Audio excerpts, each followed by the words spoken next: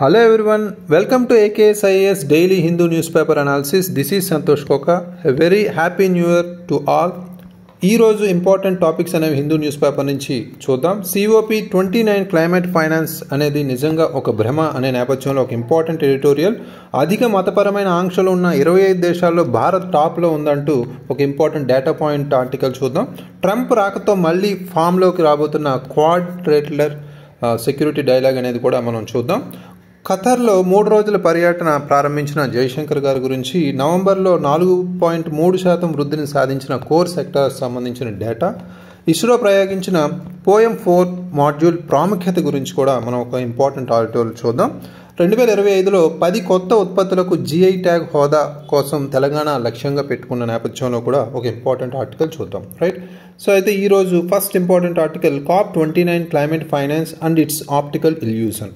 So COP29 అనేది ఇదివరకే మనకి బాకులో జరిగింది, అజర్బైజాన్లో. రైట్. సో ఇక్కడ ఇంపార్టెంట్గా మనకి ఇది మనం ఇంటర్నేషనల్ రిలేషన్స్ అదేవిధంగా ఎన్విరాన్మెంట్ రిలేటెడ్గా కూడా కవర్ చేసుకోవచ్చు. రైట్. సో కంటెక్స్ట్ అనేది మనం అర్థం చేసుకుంటే ఇక్కడ సో క్లైమేట్ ఫైనాన్స్ గురించి ఫస్ట్ బ్యాక్గ్రౌండ్ అనేది మనం తెలుసుకోవాలి. ఫస్ట్ 1991 నుంచి మనం చూస్తే క్లైమేట్ ఫైనాన్స్ అనేది సెంట్రల్ పాయింట్గా యునైటెడ్ నేషన్స్ క్లైమేట్ నెగోషియేషన్స్ సంబంధించి మనం నాయకత్వ నేపథ్యంలో తీసుకెళ్తున్నారు. సో అయితే UNFCCC 1992 సంబంధించి మనం ఆర్టికల్ 4 సబ్ క్లాస్ 7కి సంబంధించి చూస్తే డెవలపింగ్ కంట్రీస్ క్లైమేట్ యాక్షన్ సంబంధించి ఫైనాన్స్ కావచ్చు, టెక్నాలజీ ట్రాన్స్ఫర్కి సంబంధించి కావచ్చు, డెవలప్డ్ కంట్రీస్ మీదే ఆధారపడే నేపథ్యంలో ఈ ఆర్టికల్ అయితే కవర్ చేసుకుంటుంది. నెక్స్ట్ ప్యారిస్ అగ్రిమెంట్లో మనకి ఆర్టికల్ 9 సబ్ క్లాస్ 1 అనేది ఇక్కడ చూసుకుంటే డెవలప్డ్ నేషన్స్ అనేవి ఎక్కువగా క్లైమేట్ ఫైనాన్స్ సంబంధించి డెవలపింగ్ కంట్రీస్కి ఆబ్లిగేటెడ్గా ఉంటాయి అనేది కూడా ఇక్కడ క్లియర్ కట్గా ప్యారిస్ అగ్రిమెంట్లో చెప్తున్నారు. అంటే క్లైమేట్ ఫైనాన్స్ సంబంధించి developing countries compulsory developed nations మీద ఆధారపడుతున్నాయి కాబట్టి అవి ఫోకస్ చేయాల్సిన అవసరం అయితే ఉందనేది కూడా ప్యారిస్ అగ్రిమెంట్ క్లియర్గా ఈ ఆర్టికల్లో చెప్పింది. రైట్.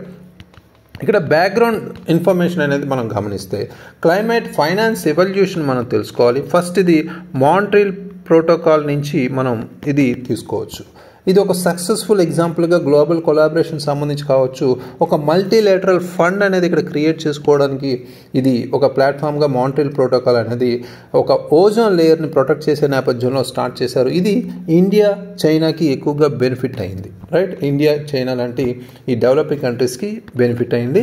నెక్స్ట్ ఇక్కడ గ్లోబల్ స్టాక్ టేక్ గురించి కూడా మనం తెలుసుకోవాలి. 2023లో జరిగిన ఒక ఇంపార్టెంట్ కాన్ఫరెన్స్లో గ్లోబల్ స్టాక్ టేక్ గురించి కూడా ఇక్కడ మనకి తెలుసుకున్నాం. రైట్. ఇక్కడ మ్యాసివ్ ఎకనామిక్ కాస్ట్స్ అనేవి క్లైమేట్ చేంజెస్ సంబంధించి మనకి హైలైట్ చేస్తే ఆల్మోస్ట్ $447 to $894 బిలియన్ అనేది 2030 కల్లా ప్రతి సంవత్సరం అందించాలనే నేపథ్యంలో గ్లోబల్ స్టాక్ టేక్ అనేది ఈ డేటా అనేది ఇచ్చింది. రైట్. సో ఇది బ్యాక్గ్రౌండ్ ఇలా ఉంటే సెకండ్ ఇంపార్టెంట్గా ఇండియా రోల్ అనేది కూడా మనం ఇక్కడ తెలుసుకోవాలి. ఇండియా లీడర్షిప్ అనేది క్లైమేట్ ఇనిషియేటివ్కి సంబంధించి ఎస్పెషల్లీ ఇంటర్నేషనల్ సోలార్ అలయన్స్ గురించి మనం ఇక్కడ తెలుసుకోవచ్చు.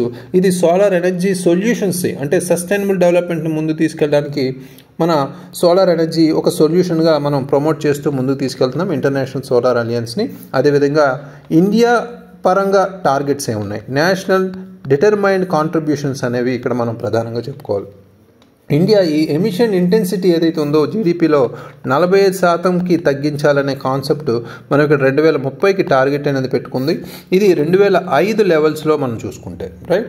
సో అయితే ఇక్కడ ఛాలెంజెస్ ఏమున్నాయి అనేది ప్రధానంగా తెలుసుకోవాలి. Challenges of climate finance. ఇప్పుడు మనం మాట్లాడుతుంది క్లైమేట్ ఫైనాన్స్ గురించి కాబట్టి ఇదంతా బ్యాక్గ్రౌండ్లో మనం తీసుకుంటే మేజర్గా ఇక్కడ ఛాలెంజెస్ అనేది క్లైమేట్ ఫైనాన్స్కి సంబంధించి ఏంటి అనేది ఇక్కడ చూసుకుంటే ఫస్ట్ మనకి 2009లో డెవలప్డ్ కంట్రీస్ ఆల్మోస్ట్ మనకి $100 బిలియన్ కమిట్ అయ్యారు.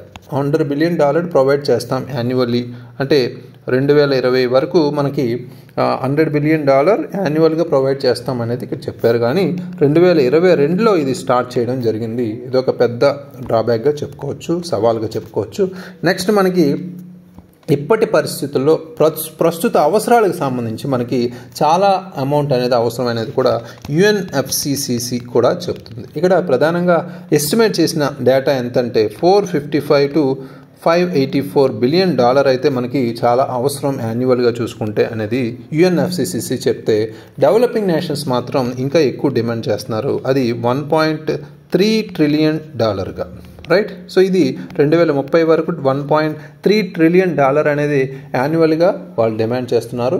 ఈ డిమాండ్కి UNFCCC చెప్పిన దానికి రెండిటికి కాకుండా వీళ్ళు ప్రస్తుతం $300 వరకు ఈ అవుట్కమ్ రిలేటెడ్గా COP29 బాకు సమ్మిట్లో ఈ డెవలప్డ్ నేషన్స్ అందరూ $300 బిలియన్ వరకు ఇస్తామని ఫైనల్గా ఒప్పుకున్నారు. ఇది మనం 2035 వరకు కమిట్మెంట్గా చెప్పొచ్చు, రైట్. సో ఇది డెవలపింగ్ నేషన్స్ ఏం అడిగారు, $1.3 ట్రిలియన్ అయితే అడిగారు.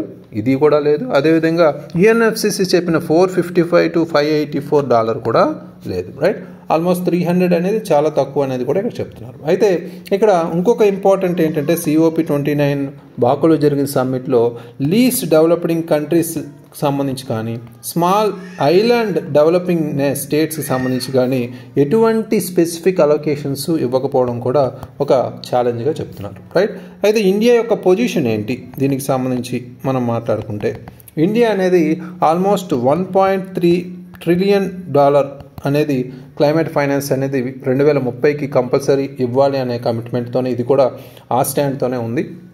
600 బిలియన్కి గ్రాంట్స్ ఆర్ కన్సెషనల్ రిసోర్సెస్ కూడా కావాలనేది అడుగుతుంది, రైట్. అదేవిధంగా డిసప్పాయింట్మెంట్ కూడా, అంటే ఈ COP29లో వీళ్ళు తీసుకున్న NCQGs సంబంధించి మనం ఇక్కడ ప్రధానంగా చెప్పుకోవచ్చు.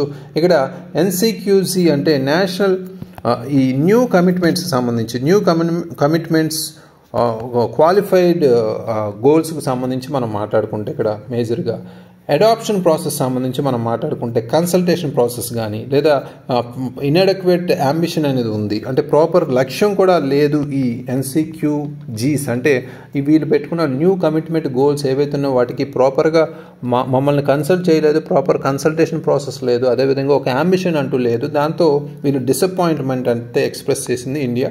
అదేవిధంగా ఇండియా అనేది ఫ్యూచర్ క్లైమేట్ గోల్స్ ఏవైతే ఉన్నాయో ఇండియాకి సంబంధించిన NDCs నేషనల్లీ డిటర్మైన్డ్ కాంట్రిబ్యూషన్స్ ఏవైతే ఉన్నాయో అవి కంపల్సరీ ఈ ఫైనాన్షియల్ సపోర్ట్ ఉంటేనే దాని మీదే ఆధారపడి ఉంటుంది. కాబట్టి కంపల్సరీ ఇండియా ఈ ఫ్యూచర్లో క్లైమేట్ గోల్స్ సంబంధించి సబ్మిట్ చేయాలంటే అడక్వేట్ ఫైనాన్షియల్ సపోర్ట్ అనేది అవసరం అనేది కూడా ఇక్కడ చెప్తున్నారు. అయితే ఇప్పుడు ముందు చూపు అంటే ముందుగా డెవలప్డ్ నేషన్స్ ఏం చేయాలి అంటే కంపల్సరీ వాళ్ళు ఈ వాతావరణ ఫైనాన్స్ ఏదైతుందో క్లైమేట్ ఫైనాన్స్ సంబంధించి దాని స్థాయి అదేవిధంగా నాణ్యత పెంచాల్సిన అవసరం అవుతుంది. అదొక ఇంపార్టెంట్ పాయింట్.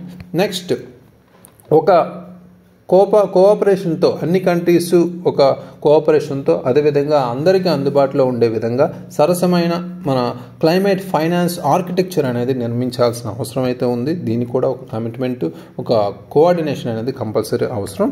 నెక్స్ట్ మనకి అభివృద్ధి చెందుతున్న కంట్రీస్ ఏవైతే ఉన్నాయో వారి వాతావరణ లక్ష్యాలను సమర్థవంతంగా చేరుకోవడానికి వీలుగా వారి కట్టుబాట్లను కూడా నెరవేర్చాల్సిన అవసరం అయితే ఉంది. అంటే ఇక్కడ కమిట్మెంట్స్ ఏవైతే ఉన్నాయో డెవలపింగ్ వరల్డ్ వాళ్ళు క్లైమేటిక్ గోల్స్ ఎఫెక్టివ్గా వాళ్ళు మీట్ అవ్వాలంటే దానికి కూడా కమిట్మెంట్స్ అనేవి ఫాలో అవ్వాల్సిన అవసరం అయితే ఉంది. ఇక్కడ డెవలప్డ్ నేషన్స్ చేయాల్సిన ఈ 3 ప్రాసెస్ స్టెప్స్ అనేవి వాళ్ళు ఫాలో అయితే కంపల్సరీ మనం ఈ climate change or climate finance related ఇష్యూస్ని ముందు తీసుకెళ్ళచ్చు అనేది ఇక్కడ చెప్తున్నారు. Next important editorial, India among 25 nations with high religious restrictions.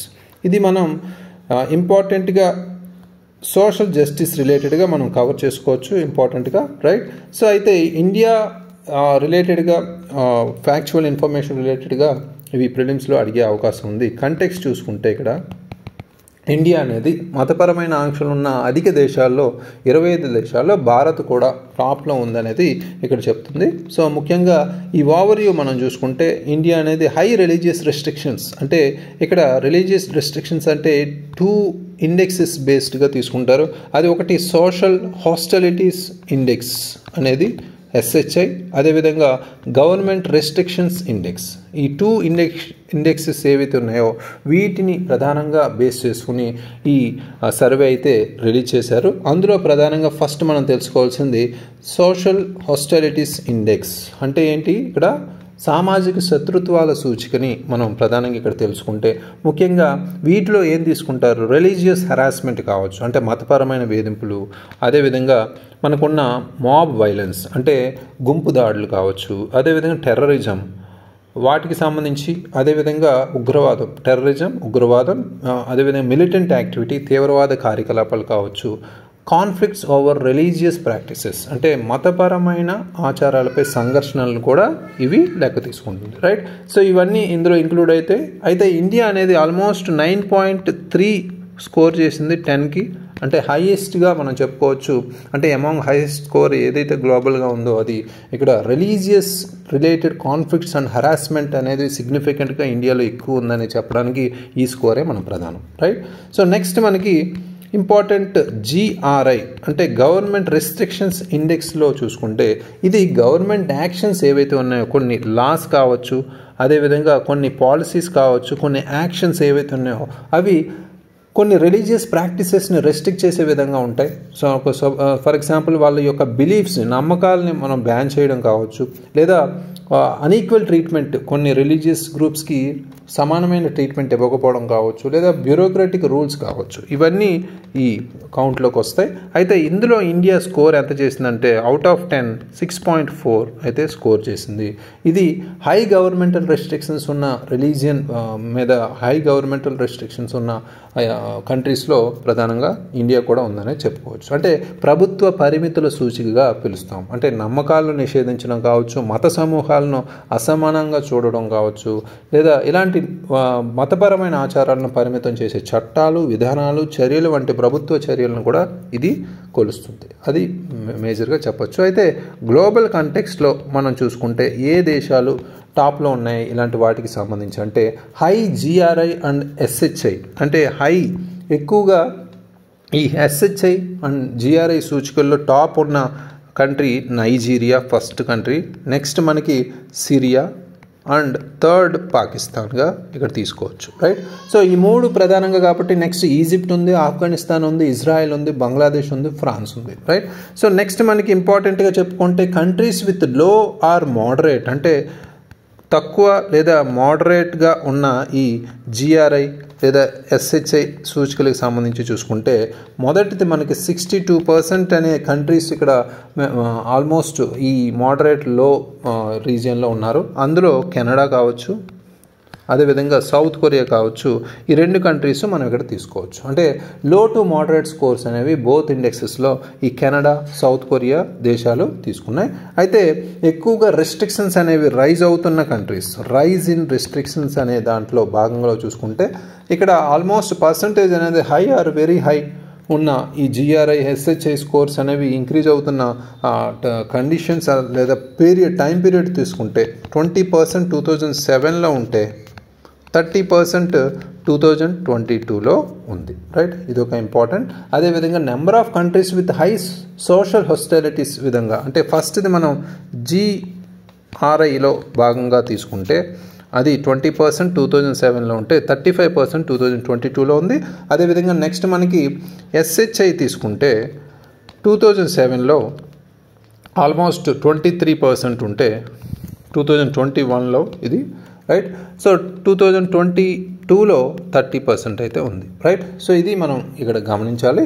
So ఈ ఫ్యాక్చువల్ ఇన్ఫర్మేషన్ మనకి ప్రధానంగా 23% నుంచి 30% పెరగడం ఇలాంటివన్నీ మనం ఎక్కువగా ఇంక్రిమెంట్ లేదా రైజ్ ఇన్ రెస్ట్రిక్షన్స్ అనేవి మనం చెప్పుకోవచ్చు. అంటే ఇక్కడ ఎక్కువగా అంటే వేధింపులు, జోక్యాలు అంటే ఇంటర్ఫియరెన్స్ అనేవి ఎక్కువగా ఉన్నాయి అనేది కూడా ఇక్కడ ప్రధానంగా చెప్తున్నారు. అంటే గవర్నమెంట్ రిలేటెడ్గా హెరాస్మెంట్ కావచ్చు రిలీజియస్ గ్రూప్స్ మీద, అదేవిధంగా గవర్నమెంట్ ఇంటర్వెన్స్ కావచ్చు ఈ వర్షిప్ రిలేటెడ్ ఇష్యూస్ మీద అనేది ఎక్కువగా కనిపిస్తుందనే నేపథ్యంలో ఈ ఇండెక్సెస్ అనేవి ఈ డేటా అనేది చూపిస్తున్నాయి, right. So next important editorial article quad members vote to work vigorously towards a free, open and stable Indo-Pacific అనేది మనం ఇంటర్నేషనల్ రిలేషన్స్ వైజ్ కవర్ చేసుకోవచ్చు. కంటెక్స్ట్ చూసుకుంటే ఇక్కడ ఇంపార్టెంట్గా క్వాడ్స్ కమిట్మెంట్ అనేది మళ్ళీ అంటే ట్రంప్ ఈరోజే ప్రధానంగా Jan 1st ఇక్కడ ప్రమాణ స్వీకారం చేయబోతున్నారు కాబట్టి మళ్ళీ ప్రెసిడెంట్గా.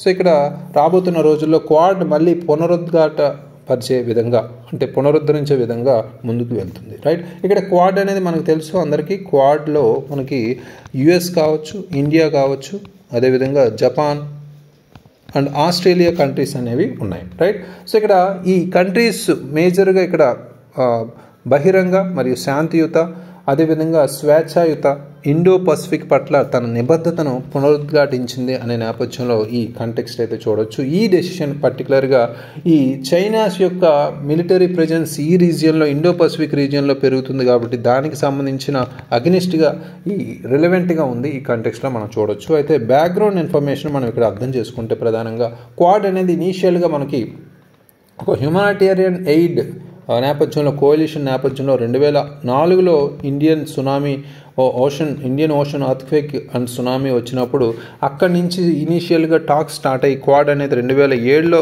స్థాపించబడిందని అందరికీ తెలిసిందే. ఇది ఒక స్ట్రాటజిక్ పార్ట్నర్షిప్గా తర్వాత ఇవాల్వ్ అయ్యింది అనేది తెలుసు. Right, over the years quad అనేది సిగ్నిఫికెంట్ స్టెప్స్ అనేది తీసుకుంది.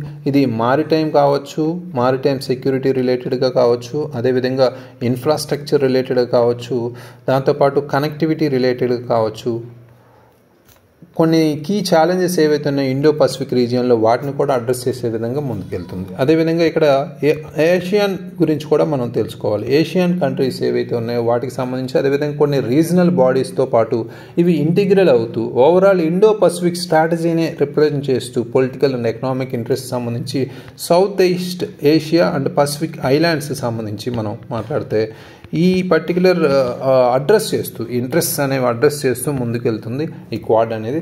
అదేవిధంగా 2021లో క్వాడ్ అనేది ఒక క్వాడ్ వ్యాక్సిన్ ఇనిషియేటివ్ కూడా లాంచ్ చేసింది. మన COVID-19 పాండమిక్ని కంబాట్ చేసే విధంగా ఇండో పసిఫిక్ రీజియన్లో వ్యాక్సిన్స్ని ప్రొవైడ్ చేయడానికి కూడా. రైట్, క్వాడ్ వ్యాక్సిన్ ఇనిషియేటివ్ ఇది కూడా వెరీ ఇంపార్టెంట్. అదేవిధంగా క్వాడ్ అనేది 2022 తర్వాత మారిటైమ్ సెక్యూరిటీ రిలేటెడ్ కూడా చాలా బలంగా కోఆపరేషన్ అనేది ముందుకు తీసుకెళ్తుంది. South China Sea related contested areas ఏవైతే ఉన్నాయో వాటిలో ఫ్రీడమ్ ఆఫ్ నావిగేషన్ రిలేటెడ్గా ఇష్యూని ముందుకు తీసుకెళ్లే విధంగా. రైట్, సో నెక్స్ట్ మనం ఇంపార్టెంట్గా తెలుసుకోవాల్సింది ఇక్కడ ఆసియాన్స్ సెంట్రల్ రోల్. ఈ పర్టికులర్ క్వాడ్ రిలేటెడ్గా మనం ఏషియన్స్ రిలేటెడ్ కూడా, అంటే క్వాడ్ నేషన్స్ అనేవి ఏషియన్కి ఒక ఇంపార్టెన్స్ కూడా ఇక్కడ చెప్తున్నారు. Association of south east Asian nations ఏదైతే ఉందో అది ఇండో పసిఫిక్ సెక్యూరిటీ అండ్ స్టెబిలిటీకి చాలా సెంట్రల్ రోల్ ప్లే చేస్తుంది అనేది కూడా ఇక్కడ చెప్తున్నారు. రైట్, సో ఇక్కడ సపోర్ట్ అనేది కంపల్సరీ క్వాడ్ కంట్రీస్ ఏవైతే ఉన్నాయో వాళ్ళ సపోర్ట్ ఏషియన్స్ యూనిటీ కావచ్చు, ఏషియన్ అవుట్లుక్ కావచ్చు, ఇండో పసిఫిక్ సంబంధించి ఉంటుంది అనేది కూడా అక్కడ మళ్ళీ పునరుద్ఘాటించడం జరిగింది రీజనల్ కోఆపరేషన్ రిలేటెడ్గా. అయితే రీజనల్ ఆర్కిటెక్చర్ సంబంధించి పసిఫిక్ లెడ్ రీజనల్ ఆర్కిటెక్చర్ కావచ్చు, పసిఫిక్ ఐలాండ్స్ ఫోరంకి సంబంధించి కావచ్చు, లేదా మనకున్న ఇండియన్ ఓషన్ రిమ్ అసోసియేషన్ కావచ్చు, వీటికి సంబంధించిన హైలైట్ చేస్తూ ఈ టాక్స్ అనేవి జరగబోతున్నాయి. అప్కమింగ్ క్వాడ్ సమ్మిట్ అనేది ఇండియాలో జరగబోతుంది 2025లో. అది కూడా మనం ఇక్కడ గమనించాలి. ఇందులో ముఖ్యంగా మన ఫ్యూచర్ నీడ్స్ ఏవైతే ఉన్నాయో ఈ ఇండో పసిఫిక్ రీజియన్ సంబంధించి దాని యొక్క స్టెబిలిటీకి సంబంధించి అడ్రస్ చేస్తూ ఇవి టాక్స్ అనేవి జరగబోతున్నాయి ఇండియాలో. Right, so next important article, Jaishankar in Doha for talks to prepare for Qatari emir's visit. Right, so ఇక్కడ జైశంకర్ 3 days పర్యటన నేపథ్యంలో మనం ఇది ఆర్టికల్ ఇంటర్నేషనల్ రిలేషన్స్ నేపథ్యంలో మనం కవర్ చేసుకోవచ్చు. ముఖ్యంగా ఇక్కడ మనం ప్రధానంగా కంటెక్స్ట్ అనేది మనం అర్థం చేసుకుంటే, రైట్, సో కంటెక్స్ట్లో భాగంగా జైశంకర్ గారు విజిట్ అవ్వడం ఖతర్లో, దోహా క్యాపిటల్ ఏదైతే ఉందో దానికి సంబంధించి 3 day విజిట్ అనేది బైలేటరల్ టైస్ ఏవైతే ఉన్నాయో మనకి ఎంగేజ్ చేసే విధంగా ముందుకెళ్లారు. అయితే ఈ మెయిన్ పర్పస్ ఏంటంటే అప్కమింగ్ విజిట్ అయితే ఉంది. ఖతర్స్ ఎమీర్ ఎవరైతే ఉన్నారో emir Sheikh Tamim bin Hamad Al Thani ఇండియాకి రాబోతున్నారు Feb 2024లో. అది ప్రధానంగా ఇక్కడ ఫోకస్ పాయింట్. అయితే జైశంకర్ గారి మీటింగ్లో చాలా డిస్కషన్స్ అయితే అయ్యాయి.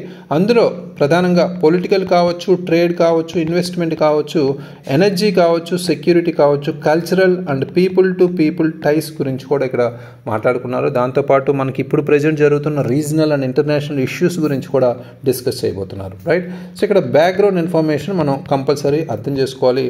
ఖతర్ ఇండియా రిలేషన్స్ వైజ్ మనకి ఇక్కడ పిఎం మోడీ గారి ట్రిప్ ఏదైతే ఉందో ఖతర్కి ఫెబ్ 2023లో వచ్చారు. సో ఆ నేపథ్యంలోనే ఖతార్ ఎమీర్ని ఇన్వైట్ చేయడం జరిగింది.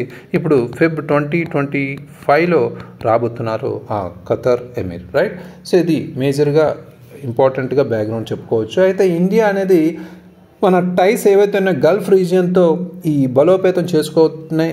మనం గతంలో చూసినట్టు కువైట్కి ఈ మధ్య పర్యటన ఇచ్చారు పిఎం మోడీ గారు. అదేవిధంగా పర్టికులర్లీ ఇజ్రాయెల్ గాజా కాన్ఫ్లిక్ట్ జరుగుతుంది ఒక పక్క, అదేవిధంగా లెబనాన్, సిరియా, యెమెన్ యొక్క ఎఫెక్ట్స్ కూడా ఉన్న నేపథ్యంలో జియో పొలిటికల్ సిచ్యువేషన్ అయితే వెస్ట్ ఏషియాలో ప్రాపర్గా లేని టైంలో ఈ గల్ఫ్ రీజియన్ సంబంధించి బలోపేతం చేసుకోవడం ఒక ఇంపార్టెంట్ ప్రాముఖ్యంగా చెప్పుకోవచ్చు. అయితే ఇక్కడ కమాండర్ పూర్ణేందు తివారీస్ కేసు కూడా మనకి చాలా ఇంపార్టెంట్. ఈ కేసు నేపథ్యంలో జయశంకర్ సార్ విజిట్ కూడా సిగ్నిఫికెంట్గా చెప్పుకోవచ్చు. ఈ ఫార్మర్ నేవల్ ఆఫీసర్గా కన్విక్ట్ అయిన 2023లో ఇతను కన్విక్ట్ చేశారు. సో ఆల్మోస్ట్ స్పై చేసినందుకు అతను కరెంట్లీ ఖతర్లో డీటైన్ అవ్వడం కూడా జరిగింది. ఇతనితో పాటు చాలామంది డీటైన్ అవుతున్నా వాళ్ళని వదిలేశారు, బట్ ఇతను వదలలేదు. ఎందుకంటే పెండింగ్ ఫార్మాలిటీస్ అయితే ఉన్నాయి, ఫినాన్షియల్ ఛార్జెస్ లాంటివి, రైట్. సో ఇంకా అతను డీటైన్ కండిషన్లోనే ఉన్నారు. అతని ఫ్యామిలీ కూడా ఇండియన్ గవర్నమెంట్స్ ఇంటర్వెన్షన్ కోసం రిక్వెస్ట్ చేశారు, right. So India out reach అనేది ఇక్కడ గల్ఫ్ రీజియన్కి సంబంధించి చాలా ఫోకస్ చేయొచ్చు. ఇక్కడ రీసెంట్ విజిట్స్ మనం అబ్జర్వ్ చేస్తే ఇండియన్ అఫీషియల్స్ సంబంధించి కువైట్లో ట్రావెల్ చేశారు, బహ్రెయిన్లో ట్రావెల్ చేశారు, ఇప్పుడు ఖతర్లో చేస్తున్నారు. అంటే ఈ విజిట్ సంబంధించి ఒక బ్రాడర్ డిప్లొమాటిక్ అవుట్ రీచ్ అయితే గల్ఫ్ కంట్రీస్ మీద ఉందనేది చెప్పవచ్చు, రైట్. అప్కమింగ్ విజిట్ ఏదైతే ఉందో ఖతార్ ఎమీర్కి సంబంధించి మన హై ప్రొఫైల్ అఫీషియల్స్ కూడా మనం వాటితో పాటు మనకి సౌదీ అరేబియా నుంచి అదేవిధంగా యూఏఈ నుంచి కూడా మనకు ఉండబోతున్నాయి. India's growing strategic engagement west ఏషియాతో ముందు మనకి పెరగబోతుంది, రైట్. ఇరాన్స్ డిప్లొమాటిక్ విజిట్ కూడా మనకి ఇక్కడ ఇంపార్టెంట్గా చెప్పుకోవచ్చు. ఇండియా అనేది Iranian vice minister Takht Ravanchi ఎవరైతే ఉన్నారో జాన్ 2nd 2025 ఇక్కడ మీట్ అవ్వబోతున్నారు. ఇది ఇంపార్టెంట్గా చెప్పుకోవచ్చు. ఇక్కడ సిగ్నిఫికెంట్గా మనం height and tension between Iran and Israel నేపథ్యంలో, అదేవిధంగా ఒక పక్క అప్కమింగ్ యుఎస్ ప్రెసిడెంట్ డొనాల్డ్ ట్రంప్కి సంబంధించి ఇరాన్ దృష్ట్యా ఏ విధంగా చూస్తారో అనే నేపథ్యంలో కూడా మనం ఇక్కడ ఇంపార్టెంట్ ఇష్యూగా చెప్పుకోవచ్చు, right. So next important article ఇది ఎకానమీ రిలేటెడ్గా మనం కవర్ చేసుకోవచ్చు. Core economy are core sectors రిలేటెడ్గా గ్రోత్, రైట్. సో ప్రధాన రంగాలుగా పిలిచే ఈ కోర్ సెక్టార్స్ 8 సెక్టార్స్ ఉంటాయి. ఇందులో 8 ఆస్పెక్ట్స్ ఉంటాయి. ఇందులో నవంబర్లో 4 నెలల గరిష్టంగా 4.3% వృద్ధిని సాధించడం ఇక్కడ కంటెక్స్ట్గా చెప్పుకోవచ్చు. 4.3% గ్రోత్ అనేది మనం చూసాం కోర్ సెక్టార్స్ సంబంధించి. ఇక్కడ ఆల్మోస్ట్ టోటల్ 40% గ్రోత్ అయితే మనకి ఈ మొత్తం 8 కోర్ ఇన్ఫ్రాస్ట్రక్చర్ సెక్టర్స్ గ్రోత్ అయితే మనకు కనిపిస్తుంది ఇండస్ట్రియల్ ప్రొడక్షన్ సంబంధించి, రైట్. సో ఇందులో మనకి గ్రోత్ అయితే 4.3% ఇక్కడ నవంబర్ గ్రోత్ అయితే చూడొచ్చు. ఇది మనం లాస్ట్ 4 months నుంచి చూస్తే హైయెస్ట్ గ్రోత్గా చెప్తున్నారు. అయితే ఇక్కడ కీ డ్రైవర్గా ఈ ఉన్న 8 కోర్ సెక్టార్స్లో చూసుకుంటే కీ డ్రైవర్గా మనకి ఇక్కడ సిమెంట్ ప్రొడక్షన్ అయితే కనిపిస్తుంది. అది 13% గ్రోత్ అయితే ఇక్కడ తీసుకొస్తుంది. అయితే ఇక్కడ సిమెంట్ అనేది ఒక ఇంపార్టెంట్ కన్స్ట్రక్షన్ సెక్టర్ సంబంధించి ఇంపార్టెంట్ కాంపనెంట్గా చెప్పుకోవచ్చు. ఇది ఇంత పాజిటివ్గా ఎక్కువ హైయెస్ట్ గ్రోత్ అనేది చూపించడం మనకి ముందు ఇన్ఫ్రాస్ట్రక్చర్ అండ్ రియల్ ఎస్టేట్ సెక్టర్స్కి చాలా పాజిటివ్ ట్రెండ్స్గా మనం చూడొచ్చు. అయితే ఇక్కడ ప్రధానంగా కీ ఈవెంట్స్ అనేవి మనం అర్థం చేసుకుంటే, సో కీ ఆస్పెక్ట్స్ అనేవి మనం అర్థం చేసుకుంటే ఇక్కడ బ్యాక్గ్రౌండ్ రిలేటెడ్ ఫస్ట్ ఇన్ఫర్మేషన్ మనం తెలుసుకోవాలి. ఫస్ట్ బ్యాక్గ్రౌండ్ రిలేటెడ్గా చూసుకుంటే ఈ కోర్ సెక్టార్ గ్రోత్ అనేది మనం ఇండికేటర్గా చెప్పుకోవచ్చు. ఇండస్ట్రియల్ అండ్ ఎకనామిక్ హెల్త్, ఒక కంట్రీకి సంబంధించి ఇండస్ట్రియల్ అండ్ ఎకనామిక్ హెల్త్ అనేది ప్రాపర్గా ఉంది అనేది మనం చూడాలంటే కంపల్సరీ కోర్ సెక్టార్స్ గ్రోత్ అనేది మనం ఒక ఇండికేటర్గా చెప్పుకోవచ్చు. అయితే కోర్ ఇన్ఫ్రాస్ట్రక్చర్ సెక్టార్స్లో మనకి కోల్ ఒకటి, అదేవిధంగా క్రూడ్ ఆయిల్, ముడి చమురు కావచ్చు, అదేవిధంగా మనకి న్యాచురల్ గ్యాస్ కావచ్చు, దాంతోపాటు రిఫైనరీ ప్రొడక్ట్స్ కావచ్చు, ఫెర్టిలైజర్స్ కావచ్చు, రైట్. అదేవిధంగా మనకున్న స్టీల్, సిమెంట్, 8th one మనకి ఎలక్ట్రిసిటీ. ఈ 8 మనకు ఉన్న కోర్ సెక్టర్ సంబంధించి ఎగ్జామినేషన్లో ఇలాంటివి కన్ఫ్యూజ్ చేస్తూ ప్రిలిమ్స్ పీవైక్యూ చూస్తే ఎక్కువగా ఈ నేపథ్యంలో అడిగారు. సో అయితే ఈ సెక్టర్స్లో హైయెస్ట్ గ్రోత్ ఎవరికి, లోయెస్ట్ గ్రోత్ ఎవరికి అనేది ఎక్కువగా అడుగుతుంటారు ఫ్యాక్చువల్ ఇన్ఫర్మేషన్. అయితే ఈ సెక్టార్స్ మనకి ఎకనామిక్ డెవలప్మెంట్కి, అదేవిధంగా గవర్నమెంట్ పాలసీస్కి, గ్లోబల్ డిమాండ్, ఇంటర్నల్ కన్జంప్షన్ ప్యాటర్న్స్కి సెన్సిటివ్గా ఈ సెక్టార్స్ని మనం తీసుకుంటాం, రైట్. రీసెంట్ గ్రోత్ అనేది ఈ సెక్టార్ సంబంధించి సిమెంట్, కోల్, స్టీల్ అనేది ఎక్కువగా కంటిన్యూడ్గా మనకి ఎక్కువగా కనిపిస్తుంది. క్యాపిటల్ ఎక్స్పెండిచర్స్ సంబంధించి కూడా గవర్నమెంట్ ఇన్వెస్ట్మెంట్స్ తీసుకోవడం వల్ల మనకి ప్రధానంగా ఈ కోర్ సెక్టార్స్ హెల్ప్ అవుతాయి. అయితే కీ హైలైట్స్ అనేవి మనం ఇక్కడ అర్థం చేసుకుంటే సిమెంట్ ప్రొడక్షన్ అనేది ఆల్మోస్ట్ 13% అనేది మనం చూసాం. నెక్స్ట్ మనకి refinery products and coal products కూడా ఓన్లీ సెక్టార్ పాజిటివ్ గ్రోత్ చూపించిన ఓన్లీ సెక్టార్స్ మనకి ఇక్కడ రిఫైనరీ అండ్ కోల్ కూడా మనం ఇక్కడ చూసుకోవచ్చు, రైట్. సో అది ఇంపార్టెంట్గా. నెక్స్ట్ ఇంపార్టెంట్ మనకి crude oil and natural gas ఏవైతే ఉన్నాయో అవుట్పుట్ మనం చూసుకుంటే 2.1%, 1.9% అయితే మనకి ఇక్కడ కనిపిస్తుంది, రైట్. సో అయితే ఎలక్ట్రిసిటీ జనరేషన్ సంబంధించి మనం చూసుకుంటే ఆల్మోస్ట్ 3.8% ఇంక్రీజ్ అయితే ఇక్కడ కనిపిస్తుంది. అదేవిధంగా స్టీల్ గురించి మనం చూస్తే 4.8% రైజ్ అయితే మనకు కనిపిస్తుంది, రైట్. సో ఫెర్టిలైజర్ అవుట్పుట్ ప్రధానంగా ఇక్కడ ఫెర్టిలైజర్ అవుట్పుట్ కూడా 2% గ్రోత్ అనేది మనకు కనిపిస్తుంది. అయితే డబుల్ డిజిట్ గ్రోత్ ఉన్న ఈ సిమెంట్ సెక్టార్లో 13% దాకా ఉంది. కానీ మనకి కంపేర్ టు మోడెస్ట్ రైజ్ అయితే మనకి ఇక్కడ కంపేర్ టు ప్రీవియస్ అక్టోబర్ మనకి ఓన్లీ 5.5% లోవర్గానే ఉందనేది చెప్తున్నారు. అంటే ఒక 4 month లోగా ఇక్కడ మార్కింగ్గా కనిపిస్తుంది. 13% అనేది highest growth among all sectors, but previous మంత్తో కంపేర్ చేస్తే 5.5% లో అనేది ఇక్కడ క్లియర్ కట్గా తెలుస్తుంది.